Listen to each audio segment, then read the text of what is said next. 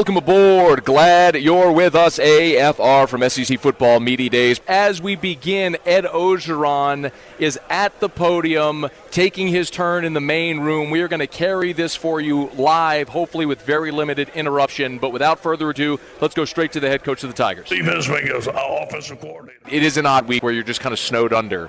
You wake up in the morning and you're just sprinting all day trying to get as much content, as many interviews as you can. I'm excited for this. Former Auburn coach Gene Chizik now at the SEC Network. Are you really enjoying doing TV? I really am. I've really come to enjoy it. And, when you're not coaching, it's the next best thing because you get to stay involved with ball. You get to break it down. You get to see it.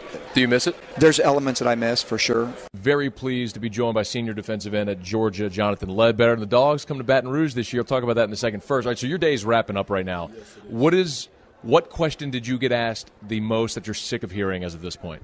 I'm pretty sure you can kind of guess what that question is. What did you feel, and how is it going to drive you, after the loss to Alabama in the national championship game? All right, so I'm not going to ask you about that because I think we all know what happened there. But most importantly, the bow tie and the kicks. What went into putting this together? Express order. Yeah, you went pink bow tie. Did you tie it? This is like the one that already comes together. Come on, man. You went clip-on bow tie?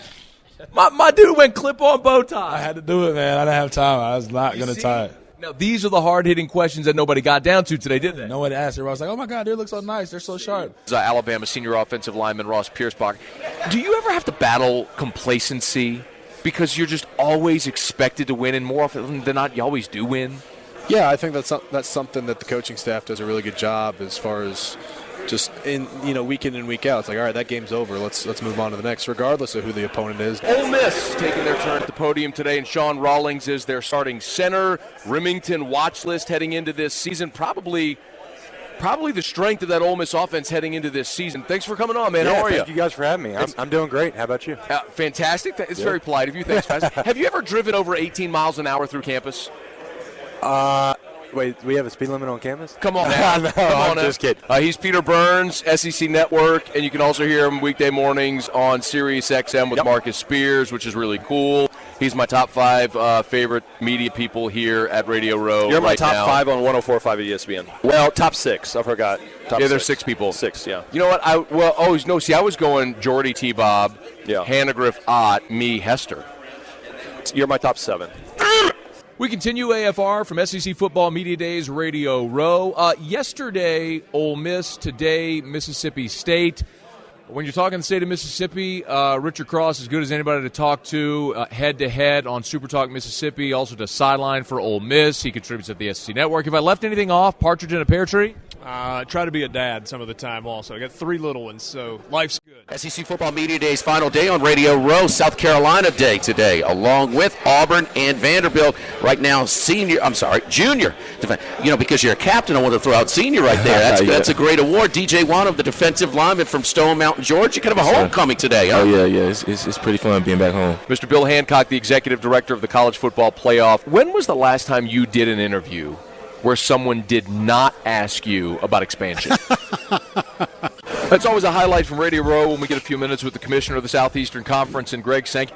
Tell me gambling, football scheduling, and alcohol in stadiums. 60 seconds on those 3. And then that's all we'll do. Gambling's been around sports, been legal in Nevada, illegal other places it happens, so we're not seeing a cataclysm, we're seeing a change. Where states enact this, it needs to be overseen properly, and that's a responsibility of our legislators at the state and federal level, and we'll figure out information at some point. So that's one. Alcohol, we have a policy. There's more alcohol available in stadiums right now than there was 5 years ago. The issue of just widespread alcohol in the seating bowl is one where we don't have a majority of members ready yet. Yet we're thinking about it, talking about it. I'm not going to predict an outcome, but we'll see. What's the third one? Scheduling. 8 games really works. The data is hard to argue with. Didn't Nick Saban say today he wanted 9 or 10? He did. He said that before. I was in here when he said it, but I saw. Oh, he has said it before. So, I mean, he's Nick Saban, so he gets what he wants, right? I mean, it's still at 8 games, and they were with good reason.